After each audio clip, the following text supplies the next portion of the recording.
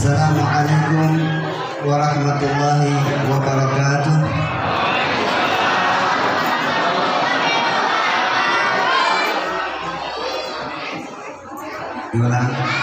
Assalamualaikum warahmatullahi ta'ala wabarakatuh.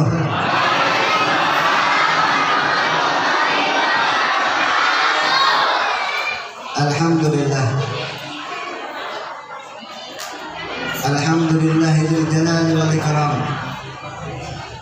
wal mawahibil 'izam al malikil 'allam al malikil ladzi la yuhlaku 'ala ad-dawam. Allahumma shalli 'ala sayyidina Muhammadin khairil anam wa 'ala alihi wa sahbihi wa sallam. Amma ba'du. وقد قال الله سبحانه وتعالى في القرآن الكريم وهو أصدق القائل تباركا بذكره أعوذ بالله من الشيطان الرجيم بسم الله الرحمن الرحيم وما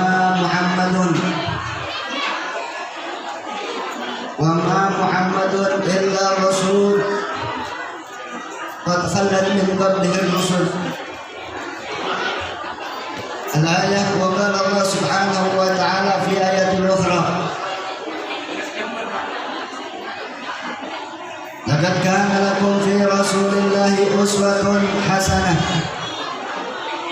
لمن كان يرجو الله واليوم الآخر. الآية. وقال الرسول صلى الله عليه وسلم في حديثه من أحبني كان معي في الجنة. Pertama-tama yang saya hormati Ketua DKM,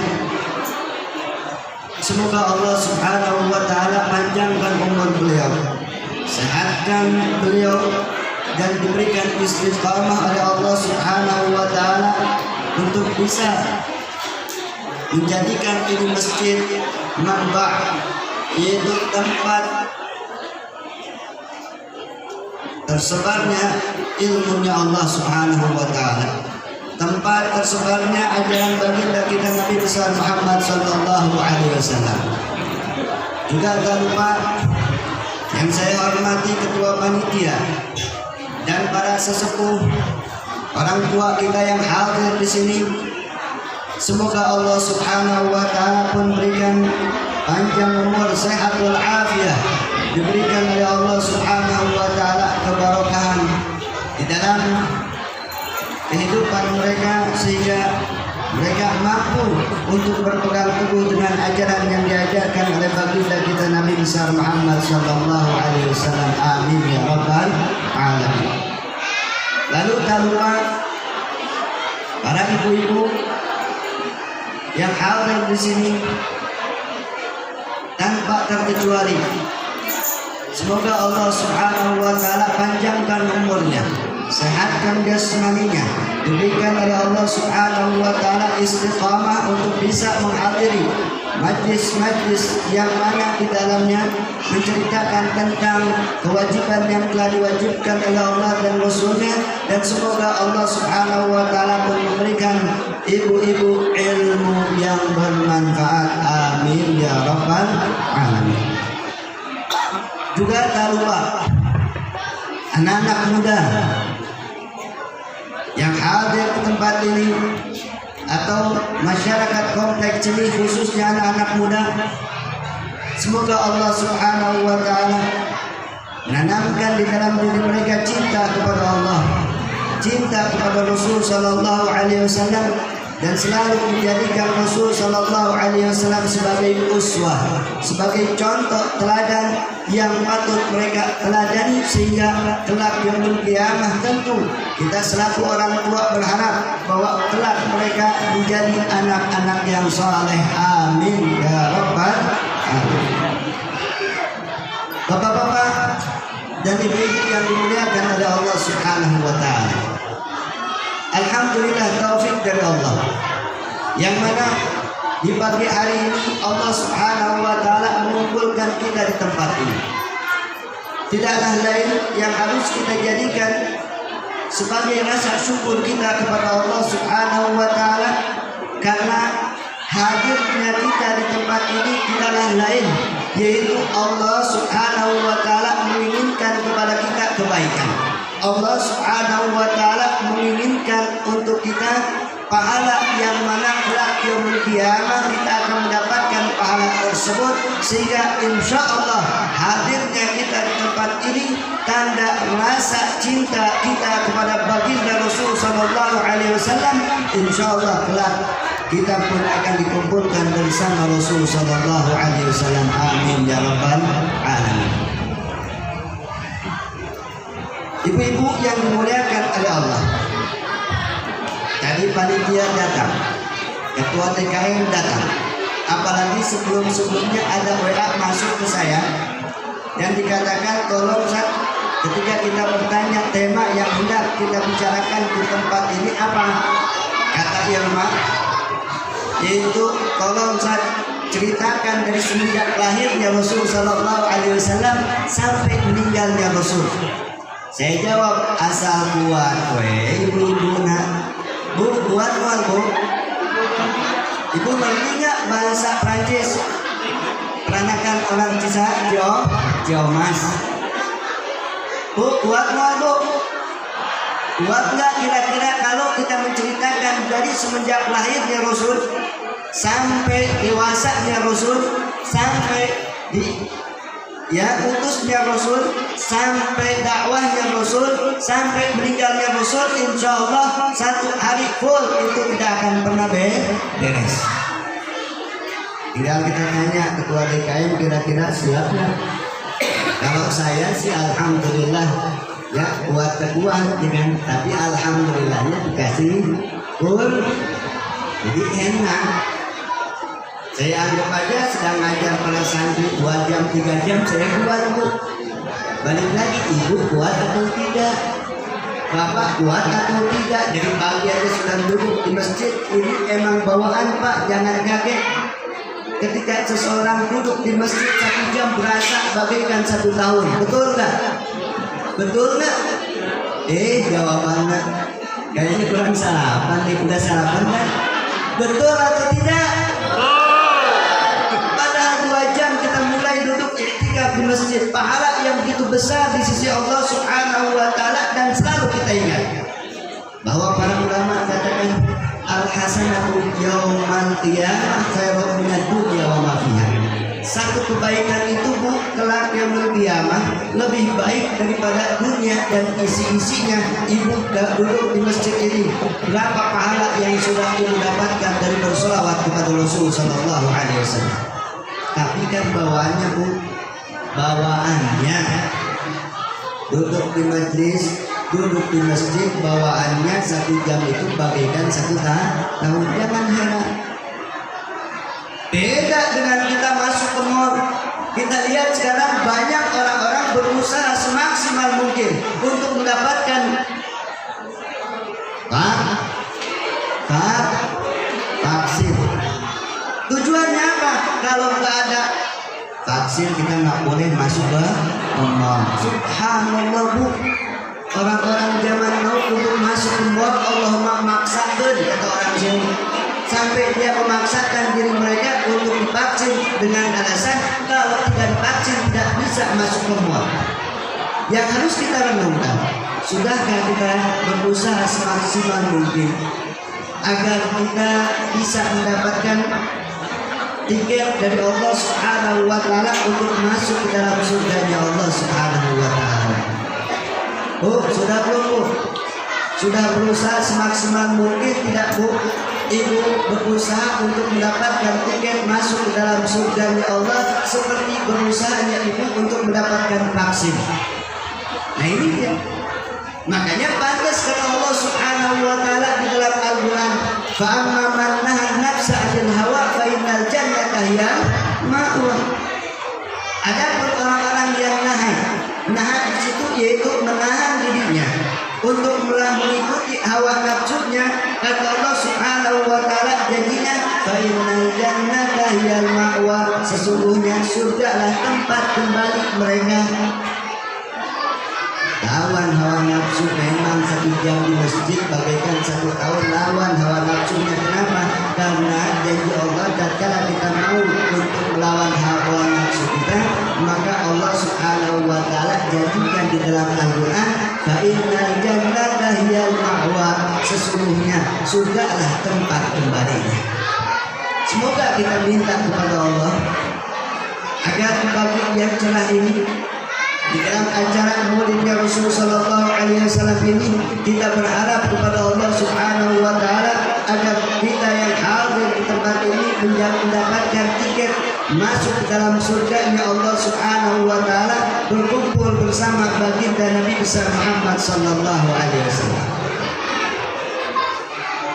Bapak-bapak, ibu-ibu yang dimuliakan oleh Allah, tema kita Maulid Rasul. Maka kita lihat bagaimana Abi Lahab adalah pamannya Rasul sallallahu alaihi wasallam, yang sampai Allah Subhanahu wa taala katakan tabbat yada Abi Lahab wa tab, yang mana di dalam hadis sahih Al-Imam Bukhari wa Muslim bahwasanya Abi Lahab orang yang sangat benci kepada Rasul sallallahu alaihi wasallam.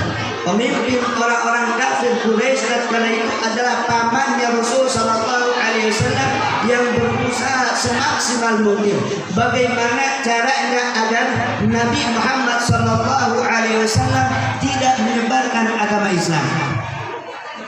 Berbagai cara dilakukan oleh Abi Lahab agar Nabi Muhammad sallallahu alaihi wasallam tidak menyebarkan agama Islam. Tapi kita lihat bagaimana kebencian si Abu Lahab kepada baginda Rasul sallallahu alaihi wasallam yang begitu sangat dahsyat, sampai-sampai di akhir diceritakan di dalam sejarah, Abu Lahab dengan gangsternya datang ke Abi Thalib, ayahnya Sayyidina Ali karamallahu wajhah. Apa Sayyidina Ali? Ya, ayahnya Sayyidina Ali diminta agar menyerahkan Nabi Muhammad sallallahu alaihi wasallam kepada Abu Lahab. Lalu dengan janji bahwasanya jika engkau berikan Muhammad kepadaku, aku akan berikan kepadamu seseorang yang paling ganteng yang ada di kaum Arab ini. Lalu kata pamannya Rasul sallallahu alaihi wasallam, yaitu adiknya Abu Lahab, yang mengatakan, apakah aku orang gila? Aku serahkan keponakanku kepadamu, lalu kau bunuh dia, sedangkan aku diperintahkan untuk mengurus orang lain yang tidak ada kaitan persaudaraan denganmu. Tapi kita lihat bahwasanya si Abu Lahab yang begitu membenci Rasul sallallahu alaihi wasallam, ketika itu diceritakan di dalam hadis bahwasanya Abi Lahab setiap hari Senin Allah Subhanahu wa taala akan diangkat siksaan yang Allah Subhanahu wa taala berikan kepadanya. Karena apa? Lifarhati, karena gembiranya dia dengan dilahirkannya baginda Rasul sallallahu alaihi wasallam. Pertama, siapa yang memberikan kabar kepada Abi Lahab? Yaitu Suwaibah. Suwaibah adalah budak yang dimiliki oleh Abi Lahab. Datang kepada Abi Lahab, ya Abi Lahab, telah lahir anaknya Abdullah, yaitu Nabi Muhammad sallallahu alaihi wasallam. Lalu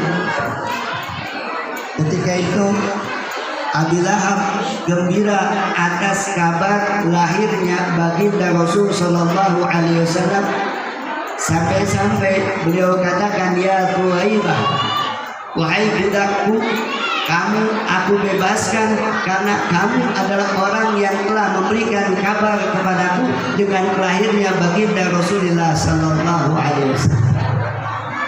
Jadikan itu renungan, Bu.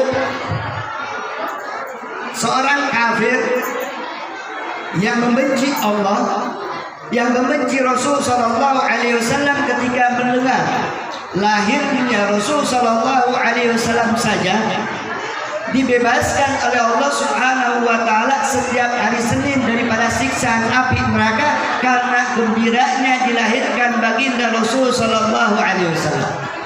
Makanya guru kita Al Habib Umar di dalam syair yang mengatakan, "Fakaifa, lalu bagaimana kalau adanya rasa gembira itu tercurahkan dari orang-orang yang betul-betul cinta kepada baginda Rasulullah sallallahu alaihi wasallam."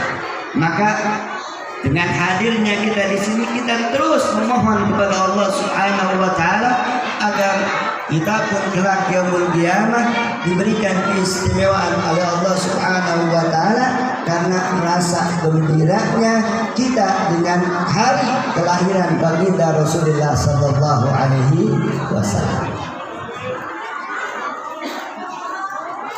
Kalau kita renungkan lagi, para ulama katakan, wa ajmalu minka ma tara ainu qad wa ajmalu minka lam talidin nisa'u khuliqta mubarra'an an kulli aibin ka'annaka khuliqta kama tasha'u. Lihat Sayyidina Hasan bin Thabit, beliau mengatakan tentang bagaimana keistimewaan Rasul sallallahu alaihi wasallam. Dikatakan di dalam syairnya, wa ajmalu minka, dan orang yang lebih ganteng darimu ya Muhammad, ma tara ainu qad, tidak pernah terlihat oleh mata sekalipun. Wa ajmalu minka, dan orang yang paling ganteng darimu tidak ada, hanya engkau yang paling ganteng ya Rasulullah, yang telah dilahirkan oleh seorang perempuan di alam semesta ini. Makanya Bu, kalau kita lihat cerita, buka di dalam kitab Maulidul Kubra karangan Ibnu Hajar Al-Asqalani, bagaimana dari semenjak dilahirkannya atau dari semenjak pernikahan ayahnya Rasul sallallahu alaihi wasallam, di situ dikatakan Allah Subhanahu wa taala memberikan keinginan kepada Abdullah untuk menikah. Tapi lihat Bu, orang dulu tidak seperti orang sekarang. Orang dulu ketika melihat atau ada keinginan di dalam dirinya untuk menikah, beliau datang, Abdullah ayahnya Rasul sallallahu alaihi wasallam datang kepada ibunya. Saya mengatakan, ya ummah, wahai ibuku, tolong engkau carikan perempuan yang paling tercantik, yang semampai, yang paling bagus nasabnya, dan paling bagus akhlaknya. Subhanallah, dicari oleh ibunya atau neneknya Rasul sallallahu alaihi wasallam. Ketika itu beliau mendapatkan Sayyidina Aminah adalah orang yang mendapatkan atau memiliki kriteria yang diminta oleh Sayyidina Abdullah. Kalau bahasa kita Pak, dandendun. Apa itu dandendun? Makanya kalau cari perempuan itu dandendun Bu, sama nih. Kalau cari suami itu dandanannya cantik atau ganteng. Dunianya alhamdulillah wadiya waktu perlu hanya. Kemudian din, agamanya, ini pokok yang paling penting di dalam kehidupan rumah tangga kita adalah agamanya. Jangan datitut musibah. Apa itu datitut? Yang pertama, sudahlah gede adat, ibu pulang dari majlis kamar awaisyat tuh bahasa marah, cemberut, habis. Dan gede adat, gendut. Tapi maaf Bu, yang gendut jangan baperan, nggak boleh baperan zaman sekarang. Lalu yang terakhir, medit acara maulid mau nyumbang, awas banyak-banyak, sisain buat ke mall. Nah ini musibah. Justru kita lihat zaman sekarang ini banyak orang-orang yang memiliki sifat-sifat takdir. Kenapa? Karena tidak mau mempelajari sejarah baginda Rasul sallallahu alaihi wasallam. Makanya kalau kita lihat Bu, di dalam Al-Quran Allah Subhanahu wa taala sudah menjelaskan untuk kita. Apa penjelasan Allah? Laqad kana lakum fi Rasulillahi uswatun hasanah. Lihat kalimatnya. Sungguh telah datang di dalam diri Rasulullah sallallahu alaihi wasallam uswatun hasanah, yaitu contoh yang paling bagus. So, anak muda mau jadikan Rasul sallallahu alaihi wasallam sebagai contoh Rasul. Dari semenjak muda sudah terkenal di kafir Quraisy itu akhlak yang begitu indah. Sampai orang-orang Quraisy ketika itu menyatakan bahwa Sayyidina Rasulullah sallallahu alaihi wasallam anak muda yang paling jujur, tidak pernah terlintas atau terucap dari lisan baginda Rasul sallallahu alaihi wasallam dusta abadan. Balikin lagi, anak muda sekarang mana yang tidak pernah berdusta kepada orang tuanya? Ayo. Alasan minta uang buat ujian, padahal buat beli kuota buat main game. Makanya para ulama katakan guru yang terbesar yang harus kita jadikan sebagai guru adalah istri-istri kita di rumah. Suami sibuk mereka mencari maisha, kehidupan. Maka kita lihat bagaimana Rasul sallallahu alaihi wasallam menjadi orang yang terbaik, orang yang paling sempurna disebabkan karena ibunya Rasulullah sallallahu alaihi wasallam yang tegar tatkala dalam kandungan ibunya ayahnya Rasul sallallahu alaihi wasallam meninggal. Enggak nyari suami lagi tuh, enggak. Hidup dengan kemiskinan, hidup dengan penuh kesulitan, tetapi beliau terus yang berusaha semaksimal mungkin bagaimana lahirnya Rasul sallallahu alaihi wasallam, kemudian mendidik Rasul sallallahu alaihi wasallam agar Rasul sallallahu alaihi wasallam menjadi orang yang berakhlak karimah. Pertama, jujur. Yang kedua, terkenal di kampung Quraisy, kota Mekah sana, yaitu as-saduq, sudah jujur, al-amin, yang betul-betul memegang amanah. Coba Bu, renungkan lagi bagaimana kejadian pernikahan Rasul sallallahu alaihi wasallam dengan Sayyidah Khadijatul Kubra, yang mana ketika itu terpaut 25 tahun Bu. Sayyidah Khadijah, istri Rasul sallallahu alaihi wasallam yang sangat selalu dikenang oleh Rasul, terpaut 25 tahun pernikahannya dengan Sayyidah Khadijah, yang mana ketika itu Sayyidah Khadijah adalah saudagar kaya raya. Mendengar cerita tentang seorang anak muda yang begitu jujur, yang memegang amanah, sampai-sampai terdengar bahwa Rasul sallallahu alaihi wasallam pun berjualan. Dari umur 9 tahun sudah dibawa ke negeri Syam untuk berjualan. Makanya kalau kita lihat apa yang difirmankan oleh Allah kena semua.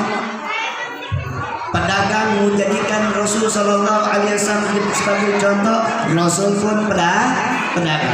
Anak muda menjadikan Rasul sallallahu alaihi wasallam sebagai contoh, Rasul pun pernah muda.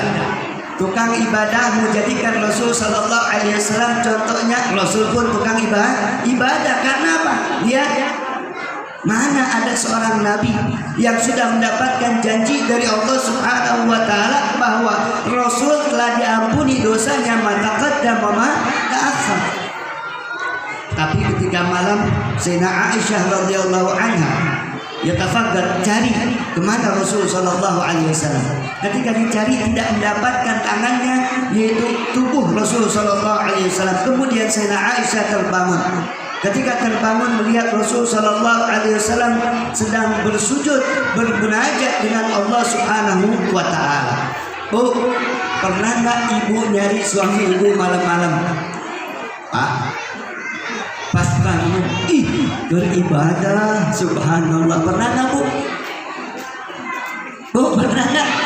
Sugan, ibu lagi bangun, pas bangun, mananya si AA? Itu ayah. Yang ada di pikiran ibu nomor satu apa? Pasti WA-an lah. Pasti selingkuh tak? Faktanya nggak ada bu, tapi kita lihat Rasul Sallallahu Alaihi Wasallam mengajarkan kepada kita tatkala dicari oleh Sayyidina Aisyah radhiyallahu anha, di mana beliau dapatkan Sayyidina Aisyah dapatkan Rasul Sallallahu Alaihi Wasallam sedang melaksanakan sholat bermunajat kepada Allah. Sampai terlihat oleh Sayyidina Aisyah dia tawarruk, yaitu apa? Membengkak kakinya. Sampai Sayyidina Aisyah mengatakan, ya Rasulullah, bukankah engkau seorang nabi yang dicintai oleh Allah, seorang nabi yang diberikan keistimewaan oleh Allah Subhanahu wa taala, kenapa kau melakukan hal ini? Apa jawaban Rasul sallallahu alaihi wasallam? Ya Aisyah, afala takuna, apakah kau tidak menginginkan aku ini menjadi orang yang selalu bersyukur kepada Allah Subhanahu wa taala? Makanya kalau kita lihat ceritaku bahwa kita jadikan Rasul sebagai uswah contoh bagi kita, semua aspek bisa menjadikan Rasul Shallallahu Alaihi Wasallam sebagai panutan di dalam kehidupan kita.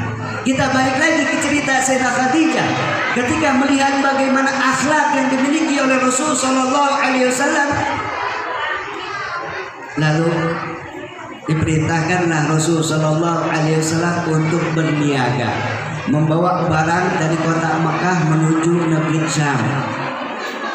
Kemudian tatkala pulang membawa keuntungan yang begitu besar, sampai-sampai Sayyidah Khadijah takjub atas keberhasilan dagangan atau keuntungan yang didapat oleh baginda Rasul Sallallahu Alaihi Wasallam. Mulai itu melihat Rasul Sallallahu Alaihi Wasallam ada di dalam hatinya keinginan untuk menikahi Rasulullah Sallallahu Alaihi Wasallam. Coba yang ada di sini Pak, yang dari depan sampai ke belakang nih bapak-bapak, ada nggak di antara bapak satu yang dilamar oleh istri bapak-bapak? Ada? Mungkin ya, dilamar sugan. Makanya tidak ada yang dilamar oleh perempuan kecuali Sayyidina Rasulullah Sallallahu Alaihi Wasallam oleh Sayyidah Khadijatul Kubra. Pantas sampai-sampai ketika Rasul Sallallahu Alaihi Wasallam tidur di pangkuannya Sayyidah Aisyah radhiyallahu anha, apa yang diucapkan oleh Rasul Sallallahu Alaihi Wasallam? Kami sepertinya aku mendengar suara sendalnya Sayyidah Khadijatul Kubra. Rasul Sallallahu Alaihi Wasallam mengatakan hal tersebut ketika beliau tertidur di pahanya Sayyidah Aisyah radhiyallahu anha. Bagaimana nggak cemburu coba? Makanya bu, ibu kalau mau masuk surga mudah, mau nggak saya kasih tahu bu? Bu, ibu hadir tuh, ada ya, ya teh? Oh ya, bu mau dapat surga nggak bu? Yakin bu, surga bu, kumpul bersama Rasul di dalam gedung yang penuh dengan emas, mau bu? Yakin? Menjawab nanti luan. Bu mau surga nggak? Pak, dengar Pak, mau surga? Gampang bu, kalau ibu mau dapat surga mudah. Apa? Izinkan suami ibu untuk nikah lagi. Tuh Pak. Kenapa surga? Kan surga bu, surga itu ya kan harus ada pengorbanan. Makanya kalau ibu rego ikhlas, suami ibu nikah lagi, insya Allah ibu mendapatkan surga. Kenapa? Karena kesulitan yang menimpa ibu ketika ibu di madu, betul nggak? Kalau nggak sulit bu, hadiahnya kipas angin. Bu, kalau nggak sulit kipas angin, tapi ingat Pak, asik dapat izin, bukan hati-hati. emang sunah ngan nikah unggul ya punya. Udah kalau memang sunah nikahi perawan janda yang sulit, yang anaknya banyak, ya kan itu nikahi. Mau nggak? Kalau bagian ditanya mau atau tidak, gelak mikir gelak. Anaknya 6 biaya. Makanya udahlah, ya kan? Ya, bukan kita ngizinin bapak, enggak Pak, harus bapak pun hati-hati. Ya, asbab terbanyak dusta itu terjadi karena pernikahan. Jadi kita lihat bagaimana Sayyidah Khadijah sampai dinikahkan, ketika duduk di pahanya Sayyidah Aisyah cemburu. Kenapa sih engkau ini selalu menyebutkan nama Khadijah sedangkan Sayyidah Khadijah sudah meninggal? Bahkan Rasul Shallallahu Alaihi Wasallam tidak menyebutkan Sayyidah Khadijah dengan Khadijah, tapi dikatakan Ummul Mukminin. Lalu Rasul Shallallahu Alaihi Wasallam katakan, ya Aisyah, aku tidak akan pernah bisa melupakan Sayyidah Khadijah karena ketahuilah dialah orang yang pertama beriman kepadaku. Dialah orang yang pertama membantu dakwahku. Dialah orang yang pertama melahirkan anakku. Maka bagaimana aku mampu untuk melupakan kenangan-kenanganku bersama Sayyidah Khadijatul Kubra. Kan ibu-ibu bapak sudah dari sananya cemburuan, betul nggak? Ayo di kantor jabatan manajer. Ya. Maaf Pak ya. Tuh Pak Binsar, ya kan? Segitu gagahnya. Ayo pulang ke rumah. Pulang lah Mamat. Enggak kan tadi. Makanya kita lihat Rasul Sallallahu Alaihi Wasallam sampai Sayyidah Aisyah cemburu, dan ketika itu Sayyidah Fatimah Zahra datang kepada Rasul menangis. Kemudian kita harus tahu bahwa Sayyidah Fatimah adalah seorang anak Rasul Sallallahu Alaihi Wasallam yang sangat dicintai oleh Rasul Sallallahu Alaihi Wasallam. Setiap datang kepada Rasul Sallallahu Alaihi Wasallam dicium di keningnya Sayyidah Fatimah. Ini tanda cintanya Rasul Sallallahu Alaihi Wasallam kepadanya. Tiba-tiba datang ke rumah dalam keadaan menangis. Lalu ditanya, "Wa ma yubkiki ya Fatimah? Apa yang membuatmu menangis?" Dikatakan, ya abati, wahai ayahku, bagaimana aku tidak menangis sedangkan ibuku Sayyidah Aisyah ketika aku berjumpa dengannya dan dia mengatakan bahwasanya ya Fatimah, ibumu nikah dengan ayahmu, ibumu dalam keadaan janda, tapi ayahmu menikahiku, ya aku dalam keadaan perawan. Maka sedih Sayyidah Fatimah datang kepada Rasul Sallallahu Alaihi Wasallam menceritakan apa yang diucapkan oleh Sayyidah Aisyah dulu. Lalu apa? Kata Rasul, ya Fatimah, Guli, katakan kepada Aisyah bahwa ayahmu menikahimu, ayahku dalam keadaan perjaka. Dan Sayyidah Khadijah menikahimu, aku dalam keadaan perjaka, sedangkan ayahku menikahimu sudah tidak lagi perjaka. Maka terdiam Sayyidah Aisyah radhiyallahu anha.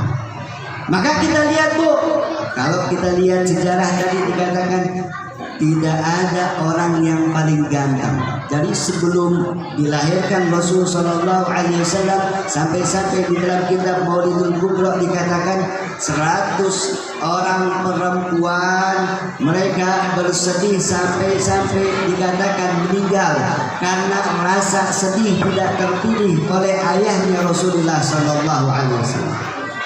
100 perempuan yatahasar, para ulama katakan yatahasar artinya apa? Yatahasar itu betul-betul mendapatkan rasa sedih yang begitu mendalam karena mereka tidak terpilih oleh ayahnya Rasul Sallallahu Alaihi Wasallam, karena di dalam kening ayahnya Rasul Sallallahu Alaihi Wasallam terdapat cahaya Rasulullah Sallallahu Alaihi Wasallam. Pak Sugan, di perumahan ini ada orang Ketika nikah mama atau ibu-ibu yang meninggal 2 orang, ditanya kenapa meninggal, merasa sedih karena tidak terpilih menjadi istri si fulan. Ada nggak?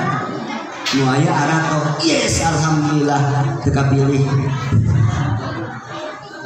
Sampai lihat Bu, setelah lahirnya ya, ketika malam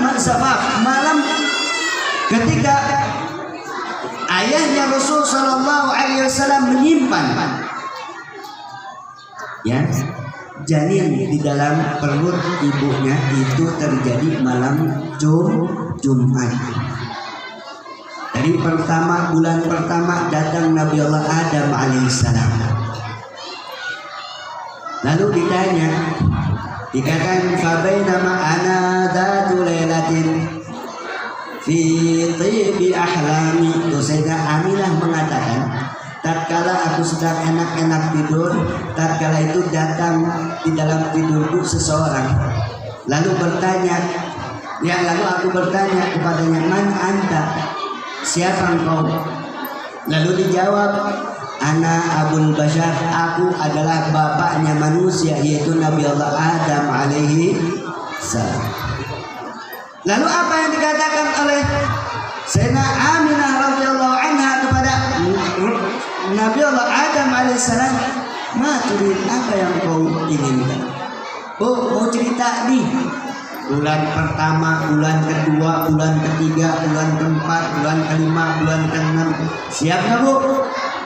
Bu, siap enggak?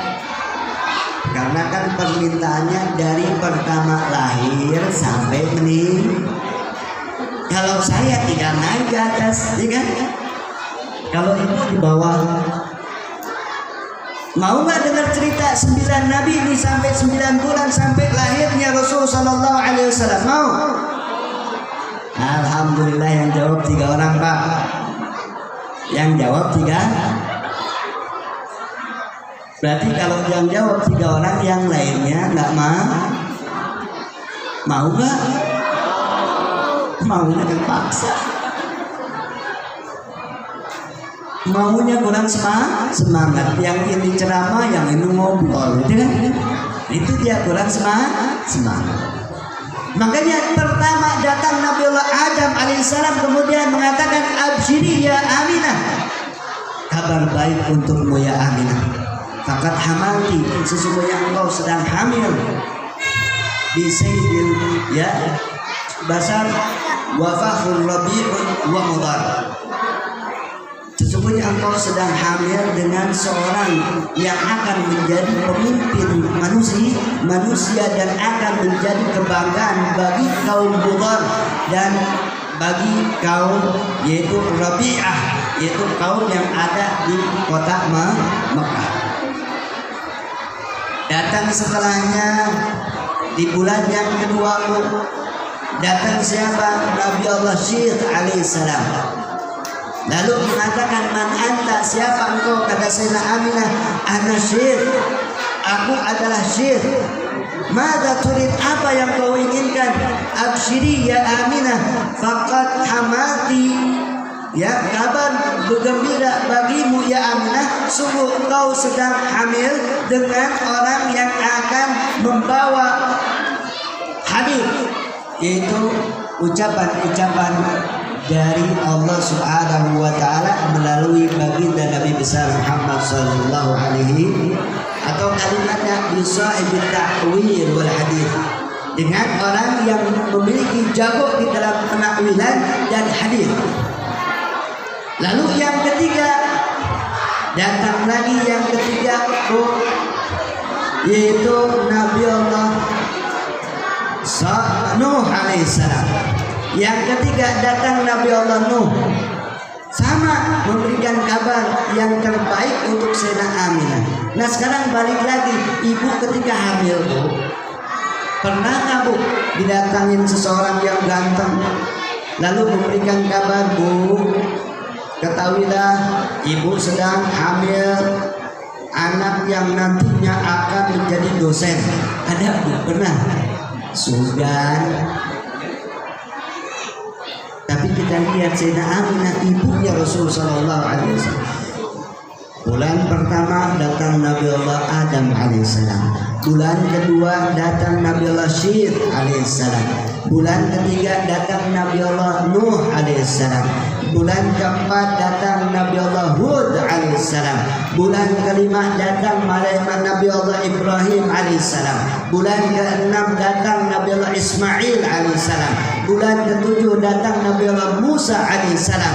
Bulan yang setelahnya yaitu bulan ke-8 datang kepadanya Nabi Allah Nuh, ya, Ibrahim, Nabi Allah Ibrahim, kemudian Nabi Allah Idris alaihissalam. Bulan terakhir datang Nabi Allah Isa alaihissalam. Seluruhnya memberikan bisyarat, memberikan kabar baik untuk ibunya Rasulullah sallallahu alaihi wasallam. Jadi ini kita bisa bayangkan betapa istimewanya Rasul sallallahu alaihi wasallam. Lalu ketika lahir, Bu, ada nggak pernah ibu lahir? Subhanallah. Makanya nih anak-anak muda, ingat bagaimana pengorbanan ibu-ibu kalian, bagaimana pengorbanan ibu kalian tatkala mereka hamil sampai lahirnya kalian. Ini anak-anak muda, renungkan, pikirkan betapa sulitnya. Pantas Rasul Shallallahu Alaihi Wasallam katakan ketika beliau ditanya, ya Rasulullah, siapa sih orang yang paling patut kami berbakti kepadanya? Pertama dijawab oleh Rasul Shallallahu Alaihi Wasallam, ibumu. Summa, lalu siapa ya Rasul? Ibumu. Summa ya Rasul, lalu siapa ya Rasul? Ibumu. Berapa kali ibunya, Bu? Berapa?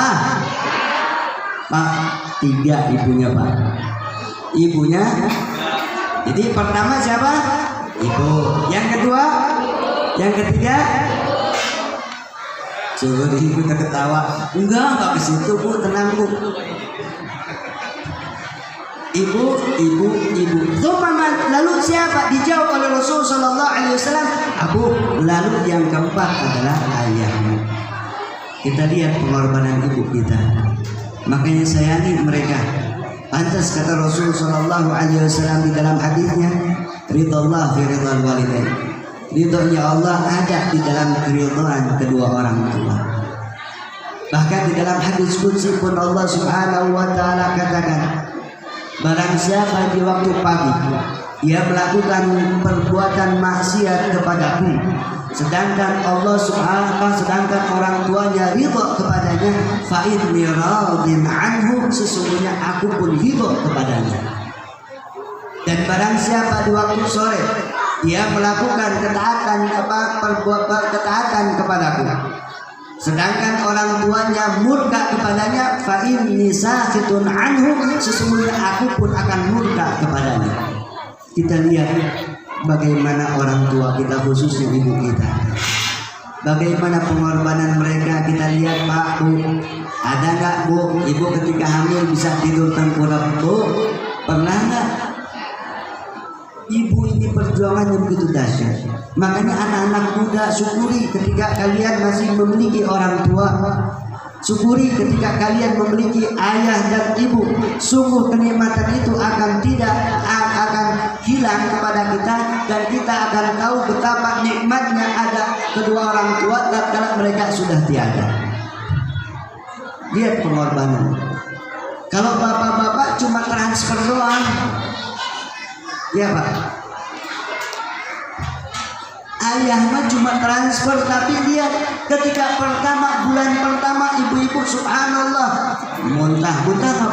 Mending kalau muntah plus isinya aman. Ini mah muntah nggak keluar, mual terus tiap malam. Kemudian subhanallah, belum lagi nanti suami datang ya maunya sesuatu yang tidak ada atau yang tidak pernah musim. Contoh rambutan, bukan musim rambutan, pokoknya mama moyong rambutan ya, atau jambu bol. Dan itu saya alami, Bu, tahun 2000 ketika pulang ngajar, capek-capek pulang ngajar jam 9 malam, pulang ke rumah tiba-tiba minta jambu bol. Coba Pak bayangkan jam salapan, jambu bol di mana wayah dia? Pokoknya, nah perempuan kalau udah pokoknya udah nyerah, ya kan? berangkat ke Cipanas, cari ke kampung-kampung. Biasa kan di Cipanas ada yang jualan seperti itu, cari rumahnya di mana. Kita datangi, beli sengaja 2 kilo, meh terbalik deui cerita nama Bu. Subhanallah, capek-capek kita datang dari Cipanas sampai ke rumah cuma dimakan sedikit doang, udah aja beres. Kirain mau dimakan sampai 1 atau 2, ini cuma dimakan sedikit. Udah, ya Allah capek-capek. Tapi itu dari bulan-bulan pertama sampai bulan kedua, bulan ketiga, bulan keempat.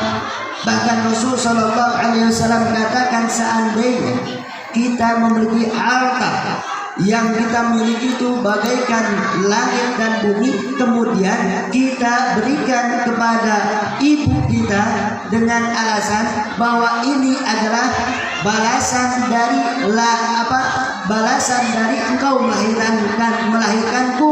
Para ulama katakan itu tidak akan bisa menyamai dengan rasa sakit yang dirasakan oleh seorang ibu. Makanya kita lihat bagaimana Rasul Shallallahu Alaihi Wasallam sampai menjadi orang yang istimewa. Kenapa? Karena dididik oleh seorang ibu yang betul-betul menginginkan anaknya menjadi orang-orang yang soleh. Ini jadikan contoh untuk ibu. Makanya ajarkan Bu. Ayo namakan emak-emak zaman dong. Lagunya aja ya Allah, ya kan? Yuk, ayo yuk. Bu, ayat tadi dia untuk itu Bu. Hati-hati Bu, dosa loh. Pakai pakaian senam, ya kan? Tubuh ibu kelihatan, itu hukumnya aurat. Pakai kerudung, tapi ini kemana-mana dosa Bu. Pantas anak-anaknya baru naik umur 3 tahun 4 tahun tiktokan, kenapa ibunya? Coba ajarkan ya ketika masa wujud tidak mohon. Ada nggak Bu yang begitu Bu? Bu ayat tuh. Manggu anak bangkoib ya elah itu. Ajarkan qasidah-qasidah tentang keagungan Rasul Sallallahu Alaihi Wasallam. Makanya kita lihat di dalam kelahiran Rasul Sallallahu Alaihi Wasallam dari bulan pertama, kedua, ketiga, keempat, kelima, keenam, ketujuh, kesembilan, semua para nabi datang memberikan bisyarah, kabar gembira untuk Sayyidah Aminah. Maka ketika lahir pun Rasul Sallallahu Alaihi Wasallam terlahir, Sayyidah Aminah tidak merasakan rasa sakit yang dirasakan oleh seluruh perempuan tatkala mereka melahirkan anaknya. Bu, ngelahirin sulit bukan? Sakit nggak Bu? Menaya ya, suami ibu datang ikut. Makanya para suami yang tahu sayangnya suami kepada ibu, ajak kalau ketika kelahirin, bawa Bu, biar lihat bagaimana perjuangan ibu. Ayah kadang-kadang istrinya sini tangannya digigit, gara-gara bapak. Coba balapan sama-sama orang olahraga. Tapi kita lihat Sayyidah Aminah ketika melahirkan Rasul Sallallahu Alaihi Wasallam, apa katanya? Tidak merasakan rasa sakit yang dirasakan oleh perempuan-perempuan di alam semesta ini. Lalu ketika terlahir, subhanallah, Rasul Sallallahu Alaihi Wasallam terlahir dalam keadaan sujud. Coba kalau kita lihat anak-anak kita lahir kayak gimana Bu? Ya kan, tangannya subhanallah begini, ya kan. Tapi Rasul Shallallahu Alaihi Wasallam terlahir dalam keadaan sajid dan beliau dalam keadaan sujud kepada Allah. Ada nggak Bu anak terlahir seperti Rasulullah Shallallahu Alaihi Wasallam? Enggak pantas Bu kita jadikan hari lahirnya Rasul Shallallahu Alaihi Wasallam sebagai hari besar, tanda rasa bersyukurnya kita kepada Allah, rasa bangganya kita dijadikan oleh Allah Subhanahu Wa Taala sebagai umat baginda Rasulullah Shallallahu Alaihi Wasallam. Kadang kita nggak melihat bagaimana pengorbanan Nabi. Ini lahirnya baru dalam keadaan sujud, tapi kita lihat Bu, bagaimana pengorbanan Rasul Sallallahu Alaihi Wasallam untuk kita umatnya. Di dalam hadis dikatakan bahwa Sayyidina Aisyah radhiyallahu anha datang kepada Rasul. Tiba-tiba spontan Bu, Rasul sallallahu alaihi wasallam katakan, Allahumma ighfir li Aisyah ma taqaddamat wa ma a'lanat wa ma akharat wa ma assarat wa ma a'lanat. Lihat doanya, dengar Bu doanya Rasul sallallahu alaihi wasallam untuk Sayyidina Aisyah radhiyallahu anha. Beliau katakan, Allahumma ighfir, ya Allah ampuni yang telah dia lakukan terang-terangan, wa ma assarat, dan yang dia lakukan dengan sembunyi-sembunyi, wa ma qaddamat, yang telah dia lakukan, wa ma akharat, dan yang akan dia lakukan. Lalu dikatakan oleh Rasul sallallahu alaihi wasallam kepada istrinya, ya Humairah, wahai wajah yang kemerah-merahan. Karena tubuh diajarkan tuh Rasul sallallahu alaihi wasallam memanggil istrinya dengan panggilan Humairah. Kita enggak Bu, manggil istri namanya. Coba lihat, kalau memang mau menjadikan Rasul sallallahu alaihi wasallam sebagai contoh di dalam kehidupan kita, lihat bagaimana ungkapan yang diucapkan oleh Rasul untuk memanggil istrinya. Panggil dia, mancung. Apa istri saya tak mancung? Ya pandang deh, ya kan? Yang membuat dia tersipu malu, merasa bahagia tatkala mendapatkan pujian dari suaminya. Makanya kita lihat Rasul sallallahu alaihi wasallam tidak pernah memanggil Sayyidah Khadijah dengan ya Khadijah, tetapi dengan mengatakan ya Ummul Mukminin. Sayyidah Aisyah pun terpanggil oleh Rasul sallallahu alaihi wasallam dengan kalimat ya Humairah, wahai orang yang memiliki wajah kemerah-merahan. Lalu apa kata Nabi? Apa bihti? Ya Aisyah, ya Humairah, apakah kau gembira? Na'am ya Rasulullah. Wa kaifala? Iya dong ya Rasul. Bagaimana tidak aku gembira dengan ungkapan doamu kepada Allah yang kau bermunajat kepada Allah Subhanahu wa taala agar mengampuni dosa-dosaku seluruhnya.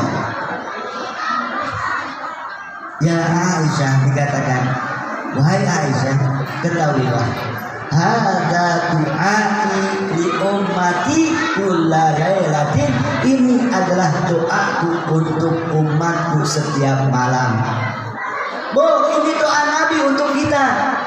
Tapi kita selaku umatnya subhanallah tidak tahu bagaimana cara membalas atas apa yang dikorbankan oleh Rasul sallallahu alaihi wasallam atas perjuangan Rasul. Rasul katakan, ini doaku untuk umatku setiap malam. Jadi kita umat Nabi setiap malam mendapatkan doa dari Nabi. Ya Allah, ampuni dosa-dosa umatmu yang telah dia lakukan dengan terang-terangan, yang telah dia lakukan dengan sembunyi-sembunyi, yang telah dia lakukan dan yang akan dia lakukan. Ini perjuangan Rasul.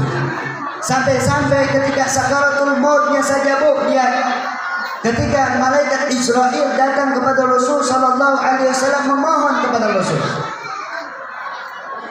ya Muhammad, apakah kau izinkan aku untuk mencabut ajalmu di hari ini? Tuh Israel datang kepada Rasul sallallahu alaihi wasallam meminta izin. Kira-kira amun orang kira-kira Pak datang mal Israel minta izin. Ayo. Kira-kira ya Pak.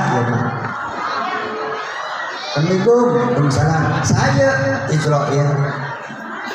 Bari naon Israel? Nyabut naon itu? Nyabut nyawa gila. Arisan tidak bayar. Cicilan belum kebayar. La haula wala quwwata illa billah. Dipending, gila itulah bulan depan baru siap. Tapi Nabi SAW ketika datang malaikat Israel memohon kepada Rasul SAW izin, apa jawaban Rasul? Kalau memang Allah Subhanahu wa taala memerintahkanmu untuk mencabut ajalmu sekarang, maka cabutlah. Karena Rasul SAW katakan, Bu, man ahabba liqa Allah ahabba Allah liqa'ah. Barang siapa yang cinta untuk berjumpa dengan Allah, maka Allah Subhanahu wa Ta'ala pun akan cinta untuk berjumpa dengannya. Perjumpaan kita dengan Allah yaitu dengan kematian. Pak, mau mati nggak Pak? Yang ngantuk-ngantuk nih, mau mati nggak? Mau mati nggak sekarang? Tuh nggak ada yang mau jawab. Pak, mau mati nggak? Ayo. Takut, ya kan? Kenapa? Karena tidak mengamalkan hadis Nabi bahwasannya perjumpaan kita dengan Allah dengan kematian. Kalau Allah Subhanahu wa Ta'ala cinta untuk berjumpa dengan kita, maka kita akan diwafatkan oleh Allah Subhanahu wa Ta'ala. Apa kejadiannya, Bu? Makanya dengarkan nih, Bu, bagaimana pengorbanan Nabi. Sampai-sampai ketika sakaratul maut dicabut oleh malaikat Israel dari ujung jari kakinya, Rasul Shallallahu Alaihi Wasallam katakan, menjeritku. Makanya banyak orang mengatakan, kok sakaratul maut emang dahsyat. Bayangkan, Bu, orang tabrakan dengan tabrakan ke maut itu subhanallah sakit nggak? Nah ini kematian lebih dari itu, wa'iyallah. Maka ketika dicabut ajalnya Rasul Sallallahu Alaihi Wasallam katakan, menjerit Rasul. Rasa sakit yang dirasakan oleh Rasul Sallallahu Alaihi Wasallam ketika itu membuat Rasul Sallallahu Alaihi Wasallam menjerit.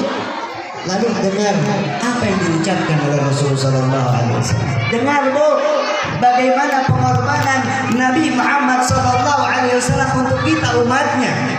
Apa yang dikatakan oleh Nabi? Allahumma khaffif li ummati.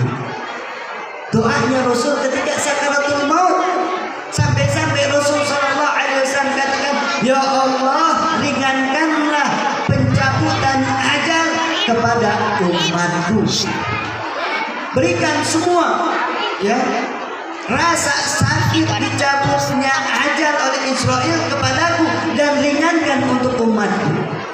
Tuh lihat pengorbanan Rasul Sallallahu Alaihi Wasallam, bahkan perhatian Rasul untuk kita. Naik lagi ke atas, Bu.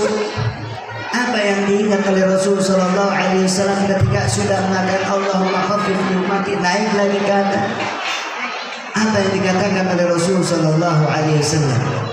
Ummati, ummati, sambil nangis Rasul Sallallahu Alaihi Wasallam katakan, umatku, umatku, umatku, umatku ya Allah. Apa yang dikatakan oleh Rasul? Ummati, ummati, ummati, umatku, umatku, umatku ya Allah. Bagaimana keadaan mereka min ba'di, setelah kematianku? Kita lihat umat Rasul Sallallahu Alaihi Wasallam sekarang. Ngaku umat Nabi tapi sombong. Ngaku umat Nabi bergaya dengan detail. Ngaku umat Nabi saya lebih kaya dari si fulan. Itu bukan umat Nabi, itu umat Firaun. Makanya asbab, Pak, harus kita pahami. Asbab-sebab yang akan menjadikan orang itu sombong tiga. Pertama, ilmu.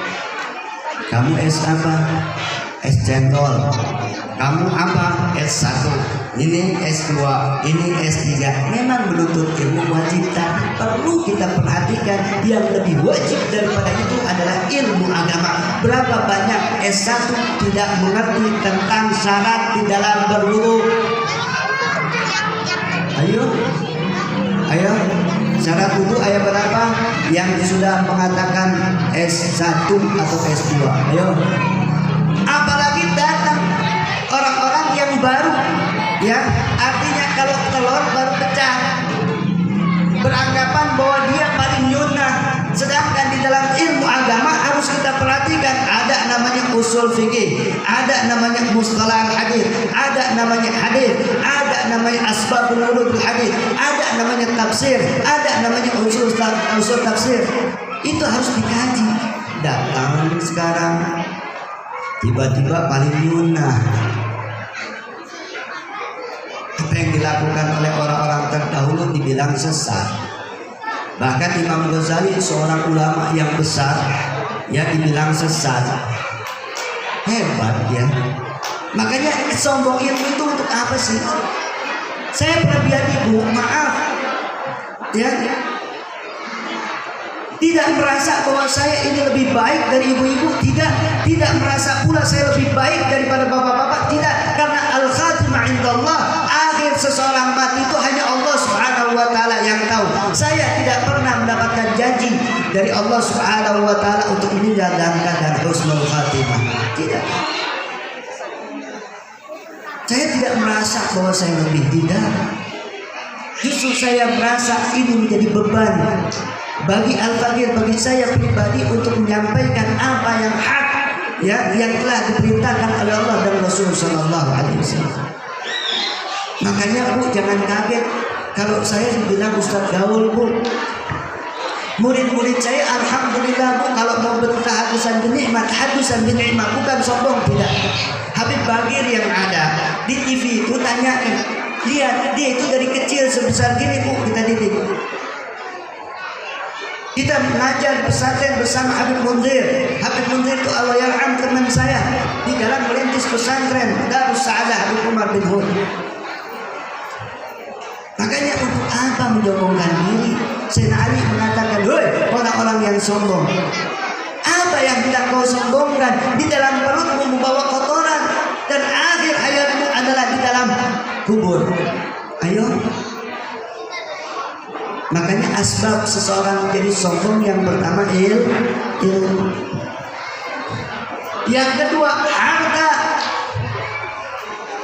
Oh saya yang di perumahan ini baru beli Honda Jazz, baru beli Nissan, itu mau masih Vario. Hati-hati, ini titipan. Makanya jadikan ya cerita nih Bu, cerita tasawuf.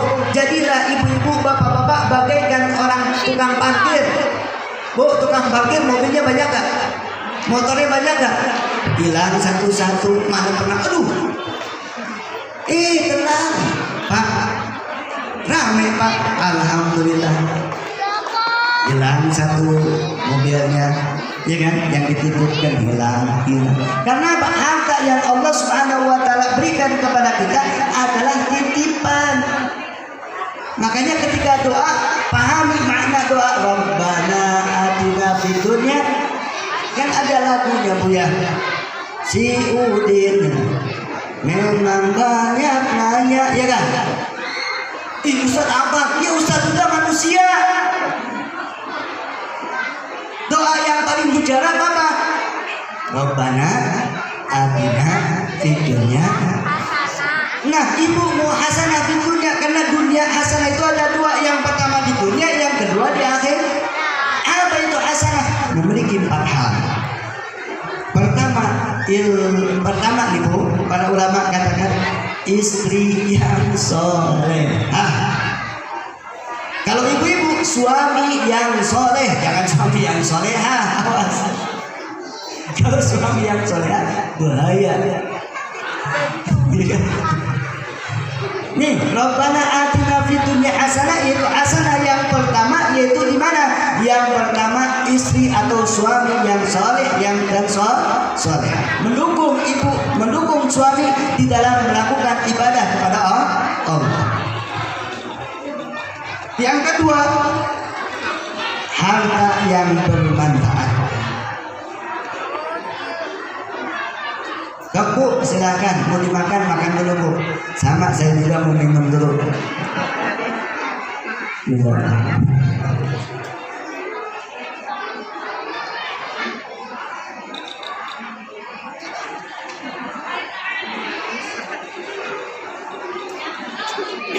Jadi yang kedua apa? Ada lagi Bu suaranya, untung ibu buka itu. Jadi ingat.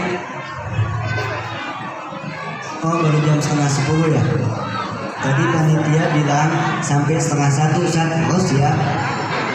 Karena saya pulang ke Cisarua juga macet. Jadi ya itu diam di masjid balik dia, kan? Tong alungkan Bu, kuenya jangan dilempar ke sini, jangan. Jadi mau tahu nggak Rabbana atina fid dunya hasanah? Ini mencakup semua nih, baru kelahiran tuh, baru Rasul Shallallahu Alaihi Wasallam lahir dalam keadaan sujud belum ini ini baru ya kan, berarti ada waktu sekitar 3 jam lagi. Apa yang kedua? Yaitu harta yang bermanfaat. Bu, harta yang bermanfaat yang mana? Ibu belikan rumah, ibu belikan motor, ibu belikan mobil, bukan itu. Harta yang bermanfaat, ingat apa yang difirmankan oleh Allah di dalam Al-Quran. Innallaha ashtara minal mu'minina anfusahum wa amwalahum bi anna lahumul jannah. Dengar firman Allah. Sesungguhnya Allah Subhanahu wa taala telah membeli dari setiap orang-orang yang beriman kepadanya. Apa yang dibeli oleh Allah? 2 bu yang dibeli oleh Allah Subhanahu wa taala di dalam diri kita. Yang pertama, anfusahum, jiwa raganya. Kita korbankan jiwa raga kita sejam, 2 jam, 3 jam di masjid. Contoh, duduknya kita pengorbanan berapa?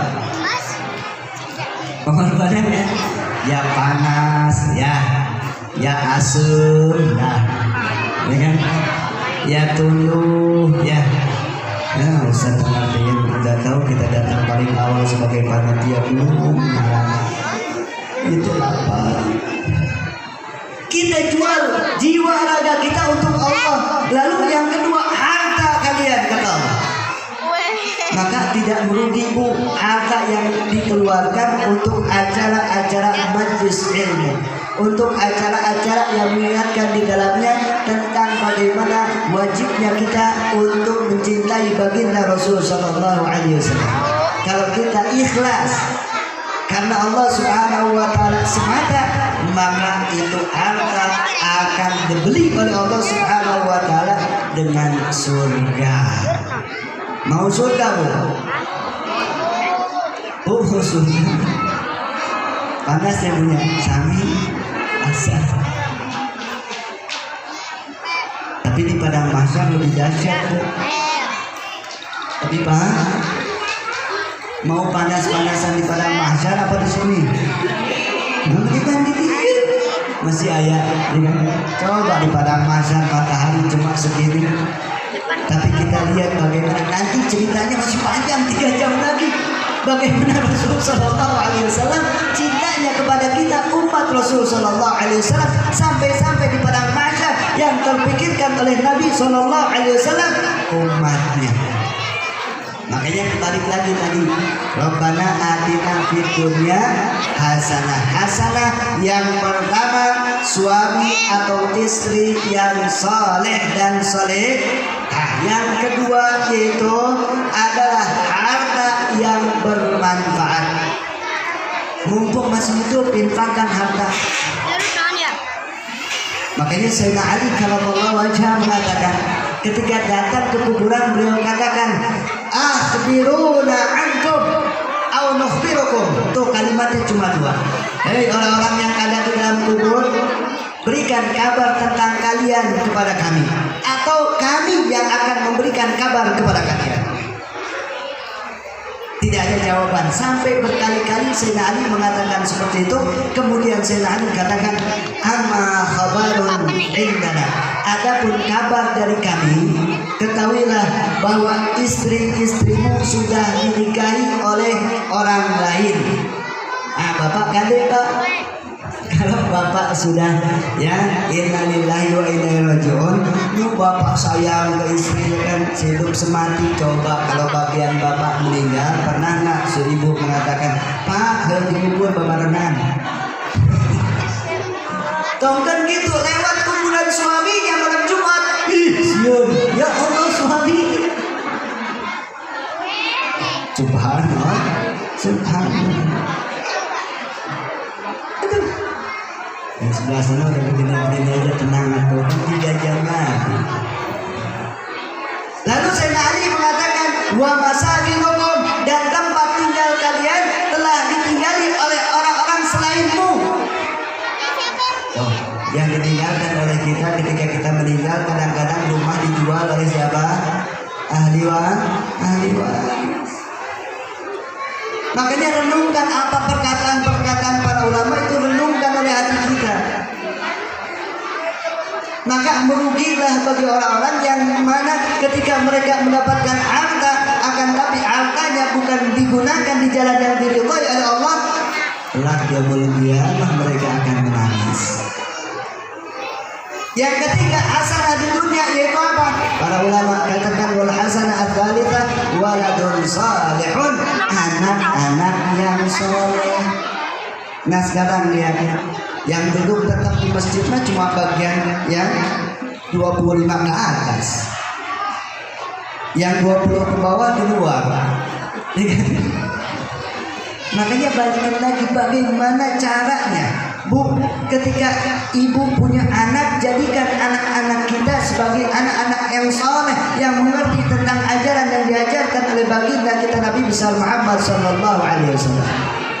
Ibu mau, bapak mau ketika meninggal, ya, yang doain anak ibu tapi bacain Yasin pakai HP. Yasin. Mau, Bu? Ayo baca Yasin. Oh, ayo MP3 Yasin di kuburan, anaknya nggak bersihan. Apa itu menjadi kebanggaan untuk ibu? Makanya didik sekarang mereka, ajarkan bagaimana cara yang benar di dalam berwudunya, cara yang benar di dalam membasuh wajahnya, cara yang benar di dalam membasuh tangannya, cara yang betul di dalam mengusap kepalanya, cara yang betul di dalam membasuh kakinya ketika mereka berwudu. Kita mah kadang-kadang bingung, anak nggak punya gelar bingung. Oh, yang ngasih memberikan rezeki itu Allah.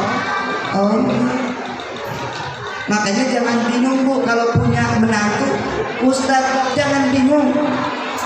Jangan dibilang emang anak saya mau dikasih makan mau dipanin tasbih sama kitab kuning. Astagfirullah. Yang penting ikhlas. Dia betul-betul ikhlas di dalam mengamalkan ilmunya, mengajarkan ilmunya. Jadikan dia sebagai menantu ibu. Kenapa? Dia yang akan mengangkat derajat ibu di dunia dan akhirat. Ajarkan anak-anak ibu itu tentang sifat 20. Zaman dulu kita waktu kecil kan selalu dengar di masjid-masjid zaman dulu suka ada wujud kita bako. Ayo anak-anak, ayo apa enggak? Sebagiannya yuk, ayo tiap minggu tadi jalanan. Senam ibu-ibu majlis tadi asa nggak wajar, nggak pantas. Masa senam ibu-ibu majlis taklim di pinggir jalan, aurat kemana-mana. Wah ya Allah. Makanya, Bu, nih ya, yang ketiga yaitu waladun saleh, yaitu anak yang saleh. Yang keempat yaitu apa? Diberikan oleh Allah Subhanahu wa taala kesehatan. Ini Rabbana atina fid dunya hasanah. Udah mau jam segini, Bu. Ini belum. Ya, ini WA-nya masih ada, Bu, dari pertama lahir sampai meninggal. Ini barulah lahir. Kebayang nggak? Pak Ketua gimana? Lanjut atau tidak?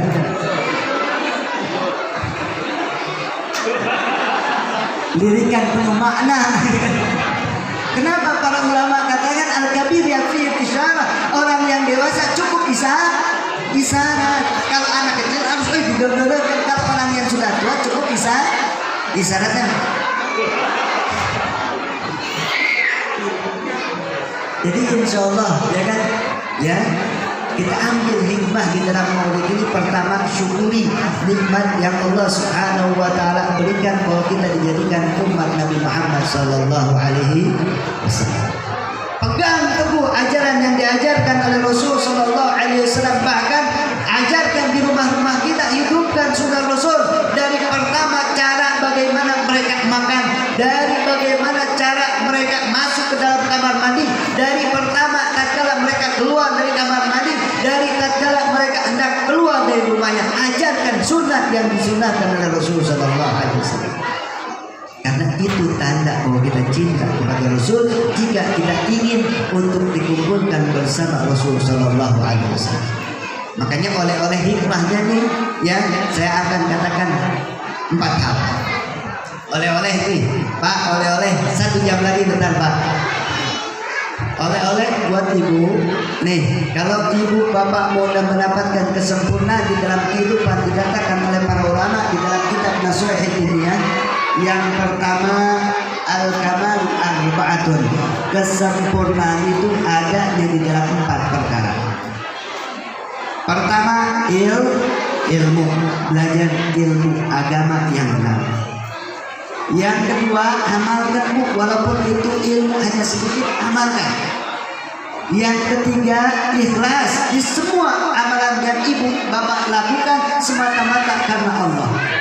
Yang keempat, kosongkan di dalam diri kita rasa kemampuan, rasa bisa kita, bahwa yakini yang memberikan kemampuan kita untuk mendapatkan ilmu, mengamalkan, ikhlas itu hanyalah Allah Subhanahu wa ta'ala. Semoga padahal dibohongin baru semoga berbangun ya kan? Padahal semoga bisa mengamalkan. Ya, semoga kita minta kepada Allah, walaupun tidak kita ceritakan bagaimana keindahan Rasul Sallallahu Alaihi Wasallam, yang mana ya wajahnya begitu indah, cahayanya yang begitu indah, ya sampai-sampai Sayyidina Aisyah radhiyallahu anha ketika malam-malam mencari jarum, tidak nampak oleh Sayyidina Aisyah jarum yang terjatuh dari tangannya. Kemudian tiba-tiba Rasul Sallallahu Alaihi Wasallam datang. Ketika Rasul Sallallahu Alaihi Wasallam datang, bayangkan Bu, bahwa kamar yang tadinya gelap dengan datangnya Rasul Sallallahu Alaihi Wasallam, sampai Sayyidina Aisyah mendapatkan itu jarum, yang mana dia mendapatkan itu jarum hilang ketika sebelum Rasul Sallallahu Alaihi Wasallam. Makanya Rasul katakan, wailun liman lam yarani, celakalah bagi orang yang tidak bisa memandang Rasul Sallallahu Alaihi Wasallam. Kemudian Sayyidina Aisyah mengatakan, siapa yang tidak bisa melihatmu ya Rasul? Kemudian Rasul Sallallahu Alaihi Wasallam katakan, orang-orang yang pelit pikir, medit, buntut, kasiran, yang apabila disebutkan namamu tidak bersalawat kepada baginda Nabi besar Muhammad Sallallahu Alaihi Wasallam. Allahumma salli ala Sayyidina Muhammadin wa ala Sayyidina Muhammad. Semoga kita minta kepada Allah Subhanahu wa ta'ala di masjid yang dimuliakan oleh Allah, di tempat yang begitu diistimewakan oleh Allah Subhanahu wa ta'ala, di dalam perkumpulan ini, angkat kedua tangan kita, mohon kepada Allah Subhanahu wa ta'ala, ya Allah, kami memohon kepadamu ya Allah, tanamkan di dalam diri kami ya Allah kecintaan kami kepada Allah, kecintaan kami kepada baginda Rasulullah Sallallahu Alaihi Wasallam. Matikan kami ya Allah di dalam berpegang teguh dengan ajaran yang diajarkan oleh Rasul Sallallahu Alaihi Wasallam. Kumpulkan kami ya Allah kelak di padang mahsyar-Mu, tatkala banyak orang-orang ketika itu mendapatkan kesulitan ya Allah, mereka mendapatkan kepanasan ya Allah. Aku memohon kepadamu ya Allah agar Engkau kumpulkan kami ya Allah kelak yaumul qiyamah bersama baginda Rasulullah Sallallahu Alaihi Wasallam. Kumpulkan kami ya Allah bersama kedua orang tua kami ya Allah, bersama anak-anak kami ya Allah, bersama istri kami ya Allah, bersama suami kami ya Allah, bersama orang-orang yang dicintai oleh kami ya Allah, atau orang-orang yang mencintai kami ya Allah. Kumpulkan kelak yaumul qiyamah bersama baginda Rasul Sallallahu Alaihi Wasallam.